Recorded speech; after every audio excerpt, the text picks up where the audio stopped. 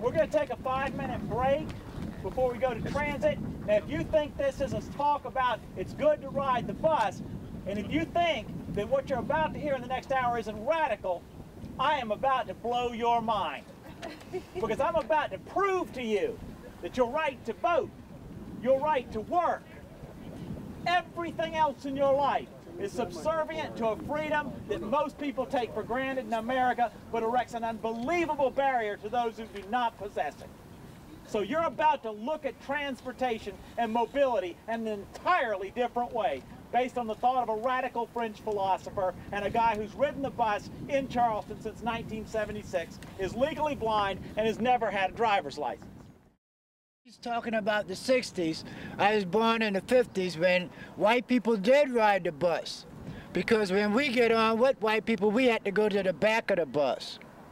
So that was my worst experience. My best experience is over in Europe. When we studied abroad, when the ships leave England, it goes to the Hook of Holland. And a big ship back up. And the train drives onto the big ship and goes across. So that was an experience, seeing that from like the Hook of Holland in Germany, going to study in Stockholm, Sweden, how the first time seeing a train go right onto a ship and the ship going over the water. So those are my best experiences. Who else has a good and a bad transit experience? We're going to do 4 or 5 of these. All right, can we get to the microphone? I'm sorry, I can't do all this, but I haven't got my contacts on yet, y'all. I had a bad experience, although I've ridden the bus downtown Charleston. But my bad experience was that I was riding the bus to school down the College of Charleston one afternoon, and the bus stopped suddenly. The bus driver was driving, and he stopped suddenly because he did not want to hit another car in the rear. So when he did that, I got jerked to the left side, and that was the beginning of my spinal injury. I had a very bad spinal injury, but that wasn't so bad. It's just that the bus driver lied, and when he lied, it was in the codes for a long time, and I really never got compensated for it. I got compensated because they paid finally paid the expenses. The expenses for my health care. But other than that, they fought me, and it finally closed. But today, I'm still experiencing bad problems with my spine. A good experience on transit. The good experience is that we, as children, we used to ride the belt line around. My parents would let us get on the bus and just ride it around the city, and that was a good experience. And we were young. We were, what, young teenagers then. So that was a very good experience.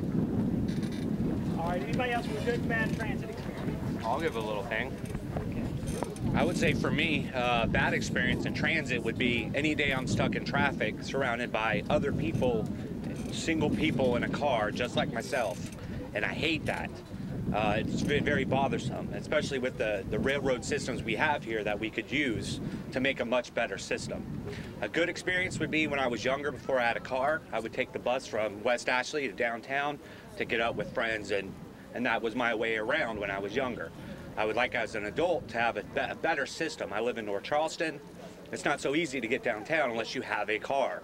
If you want to ride the bus, it's an hour. I don't even know anymore. It's going to take a while. So that's it for me. Anyone else? One more.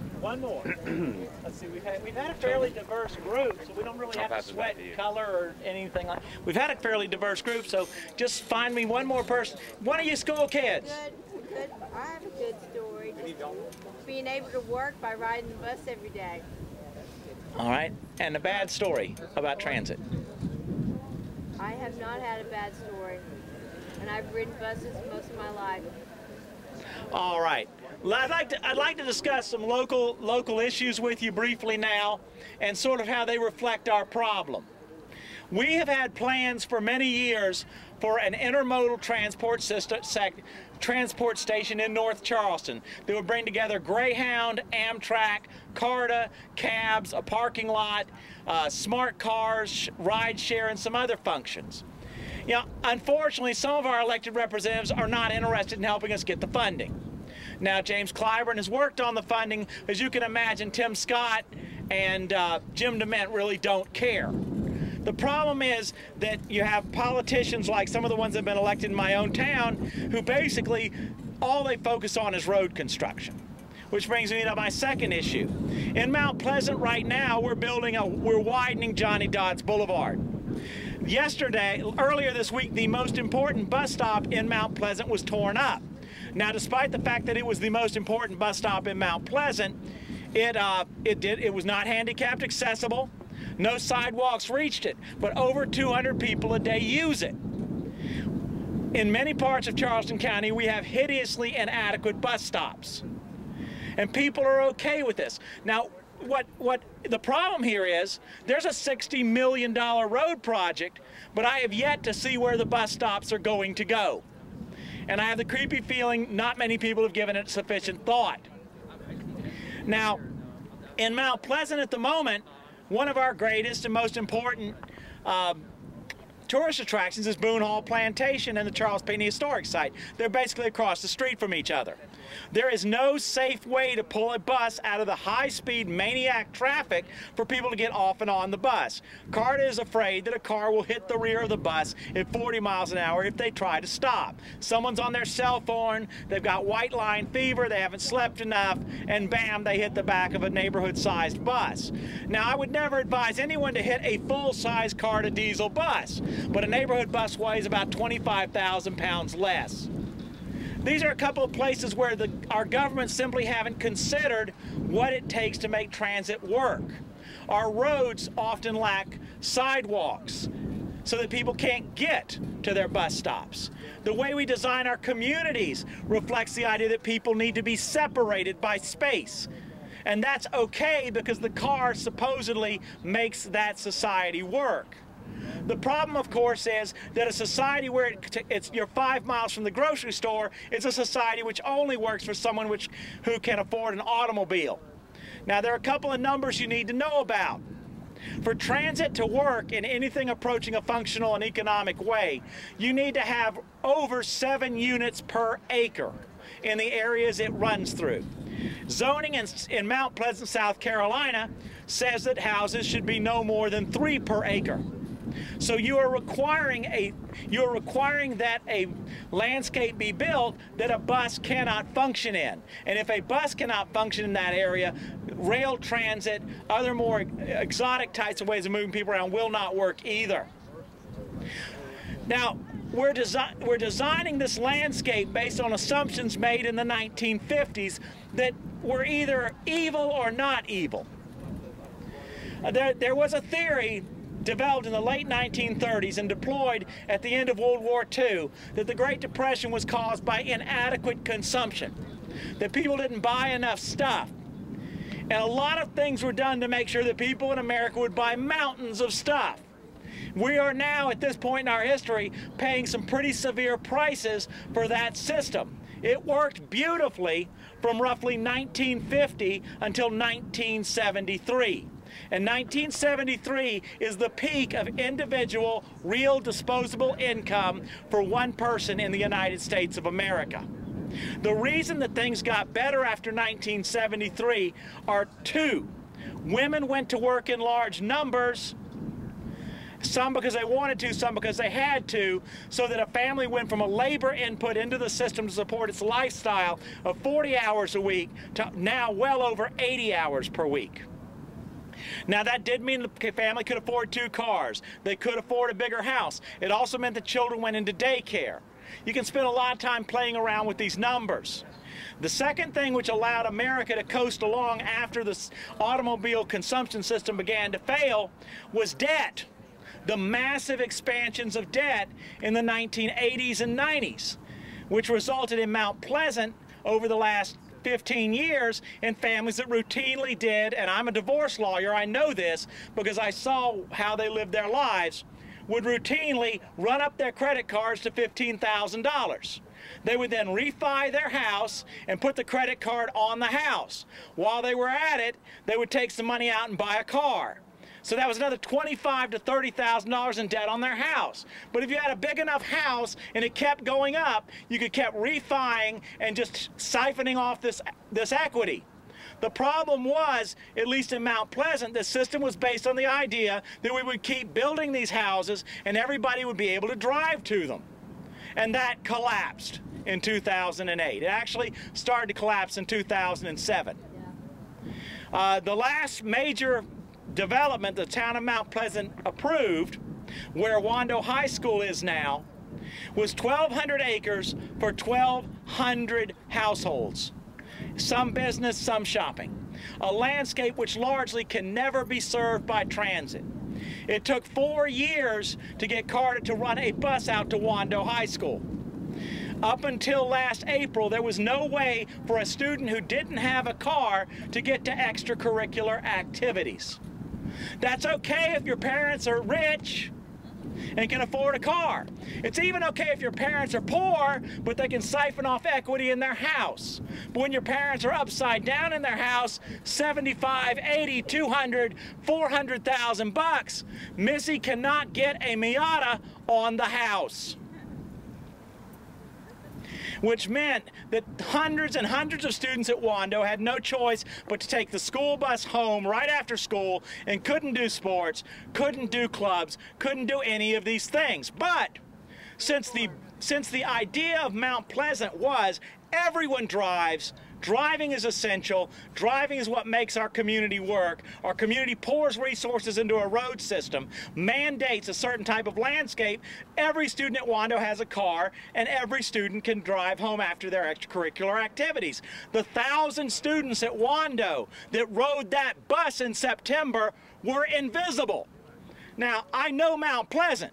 1,000 students at Wando didn't ride that bus last month because they decided they didn't want to drive their cars. Every kid in America still wants a car. They rode the number 40 bus because they had to, which meant that last year they didn't get to do these things. I'm also a juvenile justice lawyer. I go to family court. That meant those kids went home at 3:30, 4 o'clock in the afternoon and had nothing to do until their parents got home at 6:30. Because most people in Mount Pleasant are white-collar workers. They're not working an 8-hour-a-day job anymore. It's a 9.5-hour-a-day job now. And that's a job that goes to pay the mortgage and to pay for the cars. The reason they're working 9.5 hours a day, the reason their kids are getting fast food gotten from a drive-through window, the reason they're going broke is because they have to have a car. So what really matters here, the first thing we have to think about, is not so much the bus, but the landscape we build. If we allow people that are selling land and selling single-family houses, selling automobiles, selling concrete and rebar to the government to shape our zoning so that everybody ends up on a separate lot and ends up having to own 2.5, 3 or 4 cars for their entire family, we will end up with a landscape we can't afford to live in, where kids will come home at 3:30 in the afternoon or 4 o'clock, use drugs, have sex, commit vandalism, get in trouble, not know their parents, and drive a lot or drive a lot. And believe me, if they can drive 20 miles, they can get into even more trouble. Now, thankfully, we have a place in Mount Pleasant where those students can stay behind for activities that were unreachable for them before. That's just one example. The biggest issue we have in transit is the way we design our communities. We design communities as dendritic road systems. In other words, it's like a tree. It has one stump that's connected to a big highway, and it goes to all these small little roads that end in cul-de-sacs. It means that to visit your neighbor, you have to drive 1.5 miles, even though they live 400 feet away. It means that these communities are isolated from each other. Now, the magic theory is that this means that the police can trap criminals in your community before they escape by plugging up the exit road, and that will somehow keep everyone safe. As a practical matter, that's almost never done by the police for a bunch of reasons. As a practical matter, what we have are more traffic accidents because it requires people to drive 3, 4, and 5 times as far as they would as if Mount Pleasant had a grid of streets like the Old Village or downtown Charleston. Now, downtown Charleston is an interesting example of a community which enables transit in its street grid, but now has huge problems. That's largely because Charleston is no longer a place where people both live and work. When I became a lawyer in the 1980s, I would walk to work with hundreds of other lawyers that lived near Broad Street. It was a very concentrated legal community. I knew those lawyers, they knew me, we would talk business on the way. Now, largely, many houses in Charleston are owned from people from out of town that keep them as investment properties, or they're retired, they no longer work here, so the people that work downtown have largely been displaced to the suburbs. Problems with the quality of the school system are a major issue there. But at one time, Charleston did not have the huge traffic problem it had now because many, many people could walk to work. Now, I'd like some of y'all to tell me, and I'm going to let him do the recognition again, tell me ways in which you think your community could be designed to make transit more possible, more accessible, and work better. And who will hand the microphone around? I'll let you do both. Okay. So talk to us about some ways your community could be designed to enable a better and more functional transit system. No takers. I think yes, I know. Now, I don't know if I can get in the camera though. I think one thing that they can do is build sidewalks in communities like mine that don't have them, and bike paths so that people can get to those few and far between bus stops, and that way they'll be able to ride the bus and they have those bike racks on the front of the buses, and that's possible, and that would help a lot. The other thing is, and I know this is a little bit off, but if you happen to be disabled in ways beyond your vision issues, my son-in-law is quadriplegic, and trying to get on a bus for him requires that he makes an appointment about 6 weeks in advance in order to get a chance to ride the bus to the doctor. So, you know, there are a lot of things we can do in that regard too, but mostly it's providing more of them and easier access to them. And obviously we don't have much of a mindset to do that in this community. I've worked on local transit issues for 20 years, and huge progress has been made. CARTA will have over 5 million rides taken on it this year. That's a lot until you understand that Paris gets 5 million rides a day. Paris is bigger than Charleston. The city of Charleston, the city of North Charleston have both deployed over 100 new bus stop shelters. There is a major effort by them and by the town of Mount Pleasant to make sure our new bus stop shelters are handicapped accessible. Unfortunately, some people's solution to having handicapped accessible bus stops is not to put in bus stops unless they are handicapped accessible, which means our options are no bus stop or waiting for a bus stop that will cost $15,000 to build. Most of our bus stops in Mount Pleasant are a sign in the weeds by a highway, sometimes ornamented by an open ditch on one side, sometimes withstanding water, bugs, mud. Many of them are very unpleasant. Very few of our stops even have a bench. We do know, however, that we can make the transit system work better. Starting in April, an organization I lead called the East Cooper Carter Riders, and I'll give you some information on our organization later today, we began the process of doing the same stuff that we did to elect Barack Obama, the same stuff you learn to do in your political organizing. We started going door to door with bus schedules, knocking on doors saying, do you know where the bus in your neighborhood goes? We did that to 1,500 households. We did it to over 1,000 businesses. Do you know that you can get your employees to work on this bus?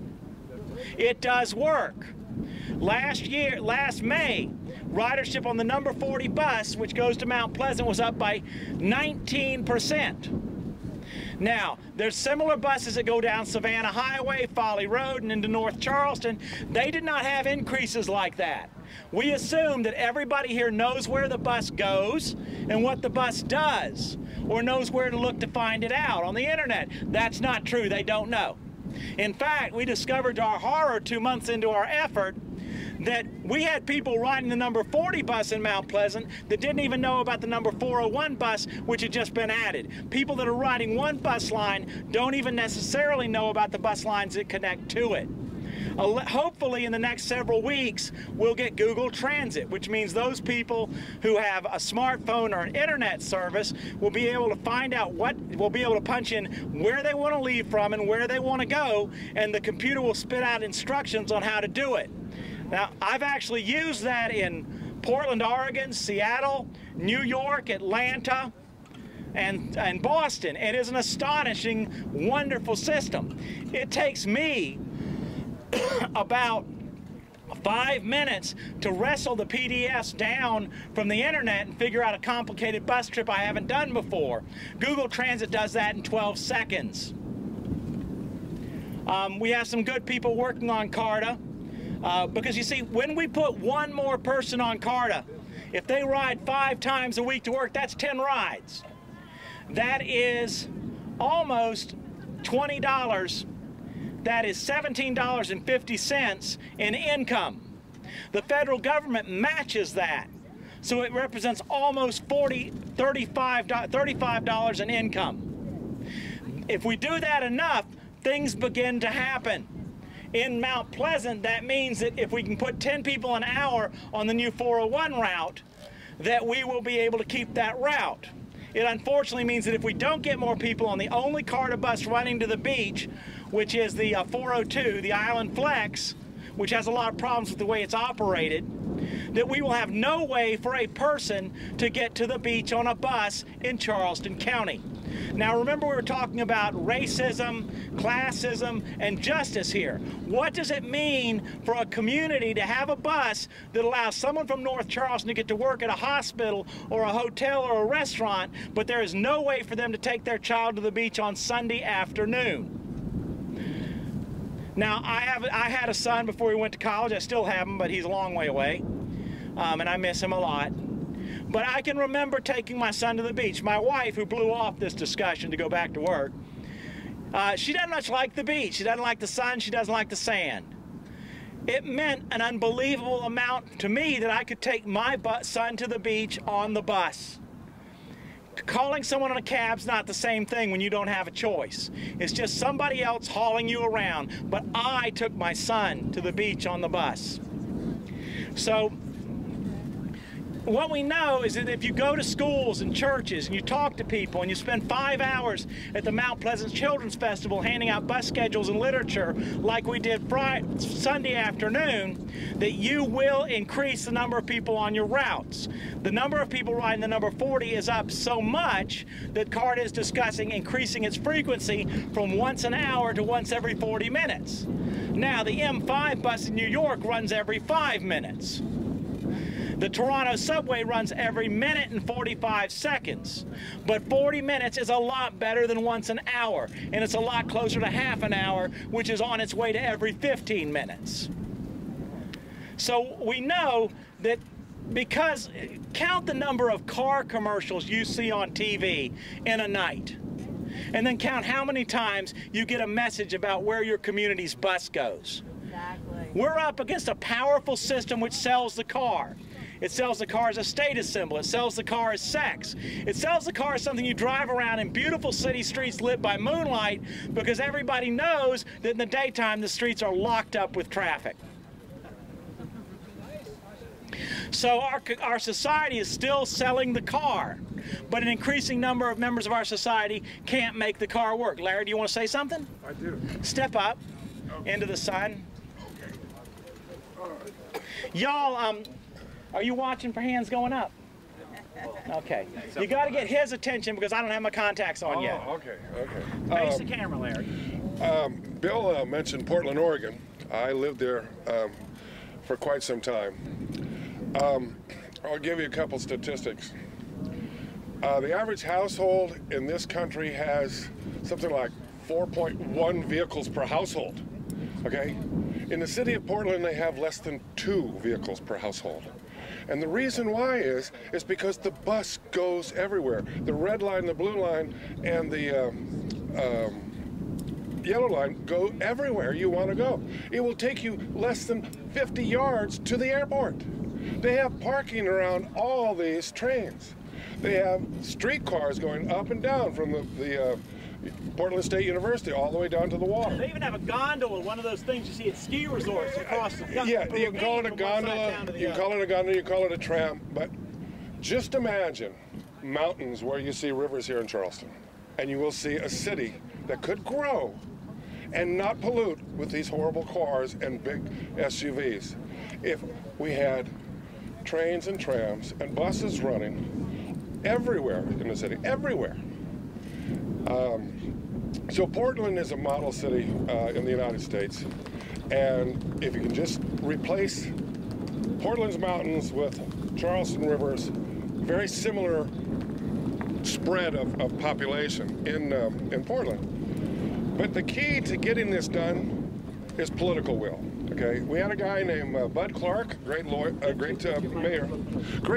Bud Clark back in the 80s, who had a commitment to a vision of a city that doesn't require cars and massive freeways and traffic tie-ups. And I think the way to get it done here in Charleston is to push for an incentive tax. You don't pay it if you ride the bus. We already have the technology, a smart card. Every person who owns a car gets a smart card. And you have to ride it once a month. If you don't use it, you pay. You get a tax bill in the mail. The way you're going to build ridership and build routes to serve everyone is because if they have to use that smart card once a month, they're going to say, wait a minute, I'm 1.5 miles from a bus. But there should be no reason in the world why someone can't take a bus on Sunday and go see a movie, or on Saturday go get your hair cut, or go to shopping to the store and just get out of a personally polluting vehicle and get into sharing public transit with your neighbors. We've got about 9–10% of the city actually ride the bus in this city. That's it. And ridership is one thing, but if you've got 91% of the people who refuse to ride the bus, we got to change that. And that, I think, can be changed with incentive taxation. Education.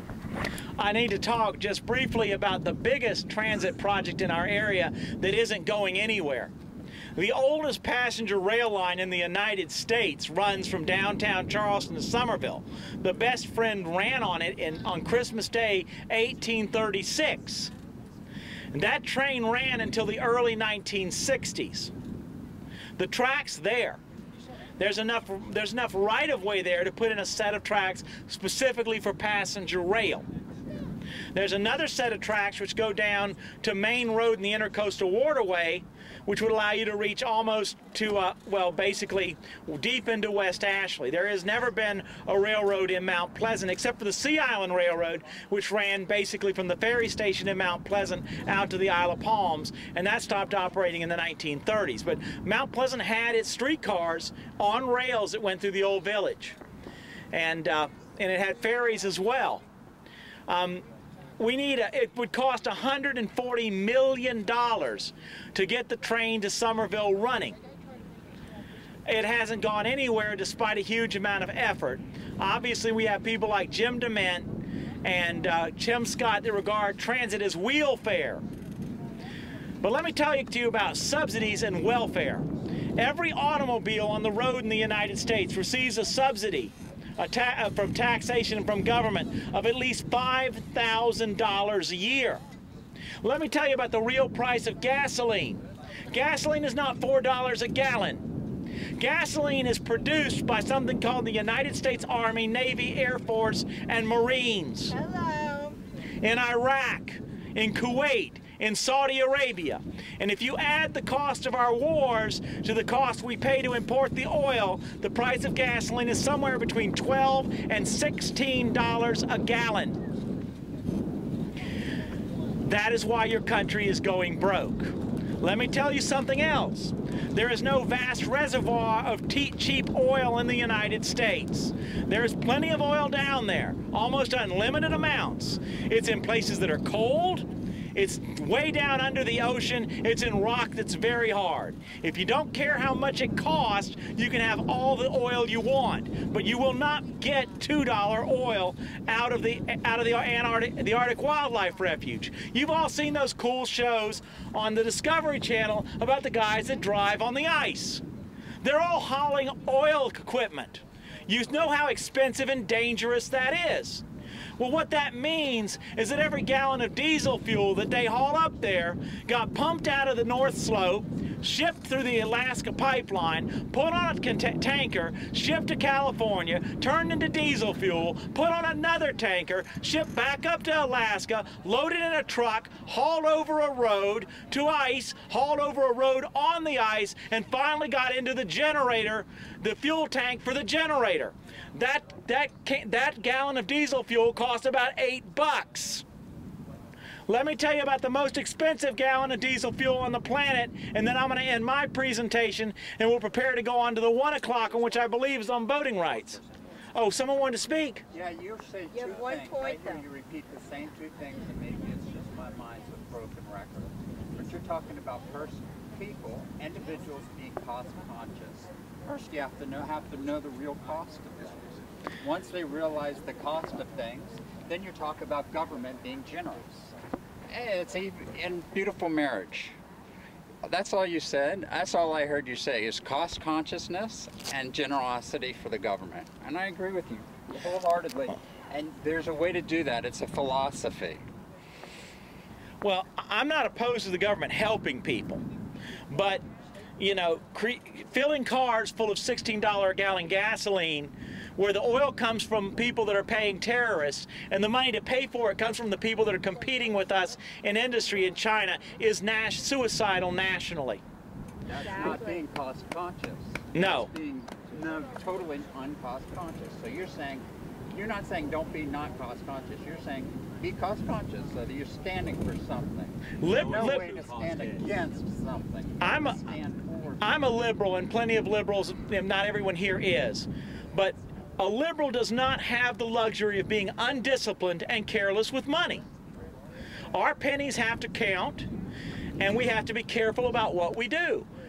In CARTA, to its credit, it's a brutal system, but here's what happens. Every 6 months, CARTA checks every route. How much money did it take in? How many people rode it? And they're ranked. And the one at the bottom gets the axe, and somebody else gets to try. It's brutal, and it's merciless on the poor people that desperately need that bus route.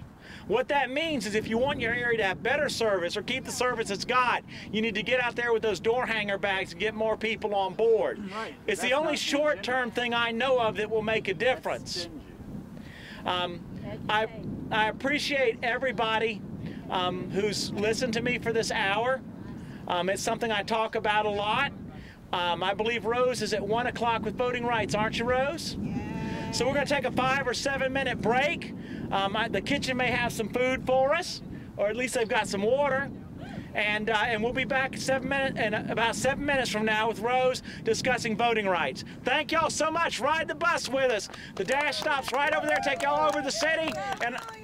And I've got maps. Our demonstrators got to their demonstration today on transit.